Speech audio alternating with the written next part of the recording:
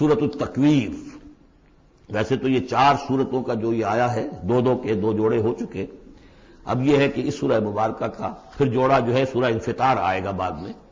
لیکن یہ کہ 4 سورتیں تکویر، انفطار، مطففین اور انشقاق، یہ چاروں جو ہے مل کر بھی ایک گروپ بنتی ہیں. لیکن وہ بعد میں ساتھ بات ہے. اب وقت چونکہ ہے ابھی ہمارے پاس 10 منٹ، لہذا اس کو ہم جتنا پڑھ سکتے ہیں پڑھ لیں.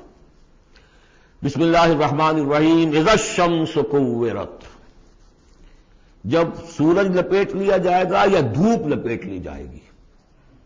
اب یہ قیامت کے حالات ہیں، کیسے ہوں گے، کب ہوں گے. وَإِذَا النُّجُومُ انْكَدَرَتْ، اور جب یہ ستارے ماند پڑ جائیں گے. وَإِذَا الْجِبَالُ سُيِّرَتْ، جبکہ پہاڑ چلائے جائیں گے. وَإِذَا الْعِشَارُ عُطِّلَتْ، اور جبکہ گابھن بیاہنے والی جو ہے اونٹنیاں وہ کھلی پھریں گی. یہ عربوں کی جو ہے سب سے بڑی متاع ہوتی تھی، اونٹنی ہے، اور اس کا حمل جو ہے وضع حمل کا وقت اب قریب آیا ہوا ہے، تو اس کو تو بہت حفاظت سے رکھتے تھے، سنبھال کر رکھتے تھے، سیوا کرتے تھے. اس وقت کس کو فکر ہوگی؟ خود اس وقت عورتوں کو اپنے حمل کی فکر نہیں ہوگی تو وہ اونٹنیوں کے حمل کی کس کو فکر ہے. وَإِذَا الْعِشَارُ عُطِّلَتْ، وہ ایسے پھریں گی کہ کوئی ان کو پوچھتا ہی نہیں. وَإِذَا الْوُحُوشُ حُشِرَتْ، اور جبکہ وحشی جانور جو ہیں وہ بھی جمع ہو جائیں گے، ان کے اندر بھی وہ وحشت وغیرہ ختم ہو جائے گی.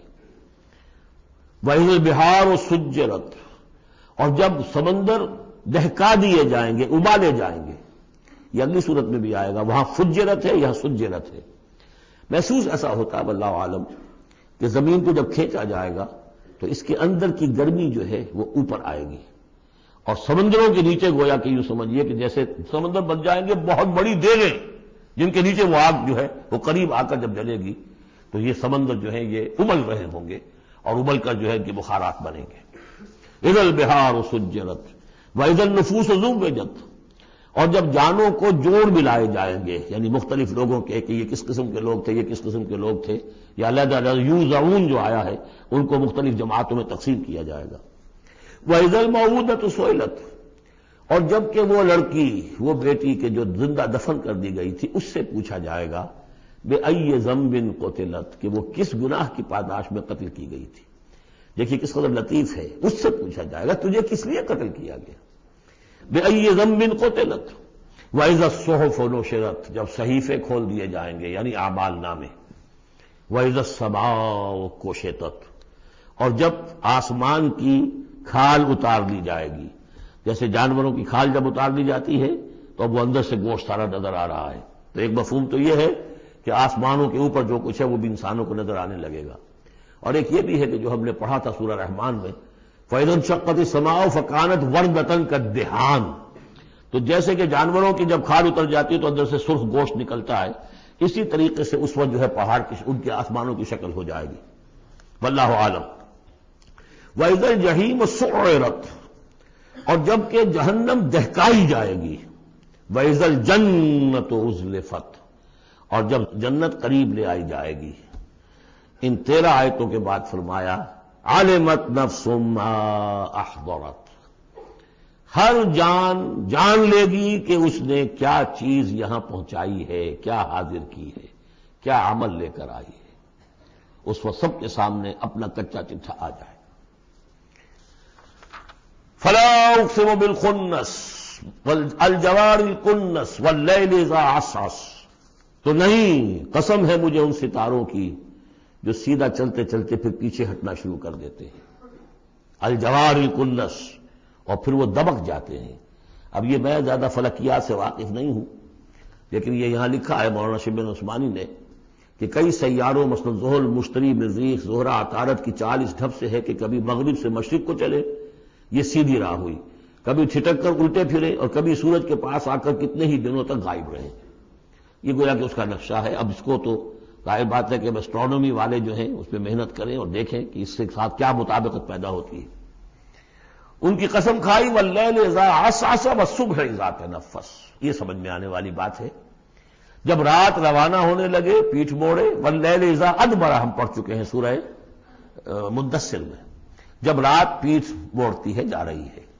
واللیل اذا عسعس والصبح اذا تنفس، اور جب صبح جو ہے وہ سانس لینا شروع کرتی ہے. بہت ہی لطیف ہے. صبح کے وقت جیسے پہلے سناٹا پڑا ہوا تھا، اب یہ ہے کہ کچھ نہ کچھ کوئی کا دکا آدمی آپ کو سڑک پہ چلتا نظر آیا، کوئی نکلا ہے، گویا کہ صبح نے سانس لینا شروع کر دیا ہے، اس کا تنفس جو ہے اس کا آغاز ہو گیا۔ وَالصُّبْحِ إِذَا تَنَفَّسَ، اب یہ قسمیں کھا کر إِنَّهُ لَقَوْلُ رَسُولٍ کریم، یہ قرآن ایک بہت باعزت ایلچی کا قول ہے، اور یہاں مراد ہے حضرت جبرائیل علیہ السلام۔ اس سے پہلے سورہ حاقہ میں ہم پڑھ چکے ہیں انہ لقول رسول کریم، وہاں رسول کریم سے مراد محمد الرسول اللہ ہے۔ اور سورہ حج میں ہم پڑھ چکے ہیں اللہ یصطفی من الملائکۃ رسلا ومن الناس، اللہ چن لیتا ہے، پسند کر لیتا ہے فرشتوں میں سے بھی ایلچی پیغامبر اور انسانوں میں سے بھی۔ فرشتوں میں سے چن لیا جبرائیل کو علیہ الصلوۃ والسلام، اور انسانوں میں سے چن لیا محمد کو صلی اللہ علیہ وسلم، اور ان دو کڑیوں کے اتصال سے نبوت اور رسالت جو ہے اس کی کڑی مکمل ہوئی۔ تو اب یہ دونوں جو کڑیاں ہیں، رسول کریم بشر یعنی محمد، رسول کریم ملک یعنی جبرائیل، اور ان کی ملاقات کا معاملہ، وہ میں سورہ النجم میں جو معاملہ آیا تھا، افق مبین پر، افق اعلیٰ پر ان کو دیکھا ہے۔ وَلَقَدْ رَآهُ نَزْلَةً أُخْرَىٰ عِندَ سِدْرَةِ الْمُنتَهَىٰ، اور اصل ملک کی شکل میں ایک مرتبہ اور دیکھا ہے سدرۃ المنتہا کے پاس شب معراج میں۔ انہ لقول رسول کریم ذی قوت عند ذی العرش مکین، وہ فرشتہ بہت قوت والا ہے، اور جو عرش والا ہے یعنی اللہ، اس کے قریب اس کا ٹھکانہ ہے، عند ذی العرش مکین، بہت پائے والا، مقربین میں سے، مطاع، تمام فرشتے اس کی اطاعت کرنے والے، وہ مطاع ہے، سپہ سالار ہے فرشتوں کا، اس کا حکم مانا جاتا ہے، سمامین، اور اس کے ساتھ ہی امانت دار ہے، مجال نہیں ہے کہ کسی کی حق تلفی کرے۔ وما صاحبکم بمجنون، اور تمہارے یہ ساتھی جو ہے محمد صلی اللہ علیہ وسلم، یہ کوئی مجنون نہیں ہے۔ اب دیکھیے اس کے بالکل برعکس شکل تھی سورۃ النجم میں، لیکن وہاں بھی قسم تھی ستارے کی، یہاں بھی ستارے، فلا اقسم بالخنس الجوار الکنس، وہاں تھی والنجم اذا ہوا ما ضل صاحبکم، وہاں صاحبکم سے بات شروع کر کے اور پھر فرشتے تک لائی گئی، یہاں فرشتے سے شروع کر کے صاحبکم تک لائی گئی، اکسی ترتیب ہے، صرف وہی فرق ہے۔ ما ضل صاحبکم وما غوا وما ينطق عن الهوى ان هو الا وحی یوحى علمہ شدید القویٰ، وہاں شدید القویٰ حضرت جبرائیل کو کہا تھا، یہاں بھی ذی قوت عند ذی العرش مکین۔ تو یہ دو کڑیے ہیں اصل میں، اور ان کا لنک جو ہے ثابت کیا جا رہا ہے کہ ان کی ملاقات ہے۔ اصلی شکل میں بھی حضرت جبرائیل کو محمد رسول اللہ نے دیکھا ہے، رؤیت جبرائیل ثابت ہے۔ وَلَقَدْ رَآهُ بِالْأُفُقِ الْمُبِينِ، وہ لفظ جو آیا تھا سورۃ النجم میں، بِالْأُفُقِ الْأَعْلَى ثُمَّ دَنَا فَتَدَلَّى، انہوں نے دیکھا ہے اس کو صاف افق پر، کھلے افق پر، جس میں کوئی اشتباہ نہیں تھا۔ وَمَا هُوَ عَلَى الْغَيْبِ بِضَنِينٍ، اور وہ غیب کے معاملے میں حریص یا بخیل نہیں ہے، یعنی محمد رسول اللہ صلی اللہ علیہ وسلم، ایک جانب تو یہ حریص اور بخیل جو ہے قریب کے الفاظ ہیں، ایک ہی شے کے دو ایسپیکٹس ہیں، یعنی ان کی زندگی جو تمہارے سامنے رہی ہے، 40 برس جو گزرے ہیں، کیا انہوں نے کبھی کوئی کاہنوں کے ساتھ دوستی گانٹھی، غیب کے حالات معلوم کرنے کی کوشش کی، کوئی تپسیائیں کی تھی اس کام کے لیے کہ انہیں غیب کی خبریں ملیں؟ تو ظاہر بات ہے کہ ان کی زندگی سے خالی ہے۔ بخیل بھی نہیں ہے کہ اب جو کچھ وہ دیکھ رہے ہیں وہ تم تک پہنچا بھی رہے ہیں۔ کاہن کو اگر کوئی وہ ہلدی کی گانٹھ مل جاتی ہے تو اس کا پنساری بن کے بیٹھ جاتا ہے، اس کے پیسے مانگتا ہے، نذرانے مانگتا ہے، پھر کہیں جا کر کوئی خبر دیتا ہے۔ ہمارا یہ نبی ہے کہ جو بھی اسے غیب سے معلوم ہو رہا ہے، جو کچھ وہ دیکھ رہا ہے، سب عالم غیب ہے، فرشتہ عالم غیب میں سے ہے، اس کا مشاہدہ ہوا ہے، وہ ساری چیزیں تم کو بتا رہا ہے۔ تو وہ غیب کے معاملے میں جو علم بھی اللہ تعالیٰ کی طرف سے انہیں دیا جا رہا ہے، اس کو تم تک پہنچانے میں بخل سے کام نہیں لیتے۔ وما ہوا بقول شیطان الرجیم، اور یہ ہرگز کسی شیطان رجیم کا قول نہیں ہے، یعنی کچھ شیاطین جن تم نے سمجھا ہو کہ انہوں نے آ کر حضور کو یہ پٹی پڑھا دی ہے، معاذ اللہ۔ یہ سورہ حاقہ میں بھی آ چکا ہے، فلا اقسم بما تبصرون وما لا تبصرون، میں قسم کھاتا ہوں ان چیزوں کی بھی جو تم دیکھتے ہو اور ان کی بھی جو تم نہیں دیکھتے۔ انہ لقول رسول کریم وما هو بقول شاعر قلیلا ما تؤمنون ولا بقول کاہن قلیلا ما تذکرون۔ اب دیکھیے کاہن کو جو خبر ملتی تھی وہ جنات سے ملتی تھی، وہ ما لا تبصرون میں سے ہے، اور شاعر جو شعر کہتے تھے وہ خود کہتے تھے وہ ان میں سے ہے کہ ما تبصرون۔ فلا اقسم بما تبصرون وما لا تبصرون انه لقول رسول کریم وما هو بقول شاعر قلیلا ما تؤمنون ولا بقول کاہن قلیلا ما تذکرون. یہاں بھی فرمایا یہ کسی شیطان رجیم کا قول نہیں. فأین تذهبون، تو تم کدھر جا رہے ہو؟ بجائے اس کے کہ جو وحی آ رہی ہے محمد صلی اللہ علیہ وسلم پر اس سے اپنے دلوں کو منور کرو، اپنی زندگی کے صحیح رخ کو اختیار کرو، کدھر جا رہے ہو؟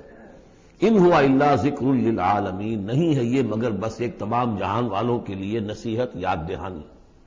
ذکر کا لفظ ہے، یاد دہانی اس کا بہترین جو ہے مفہوم ہے کہ وہ حقائق جو تمہاری فطرت میں مضمر ہیں، تمہاری روح میں وہ سب کچھ تھا، پردے پڑ گئے تھے، تمہاری توجہ نہیں رہی تھی، تم اپنی اس روح سے غافل ہو گئے تھے.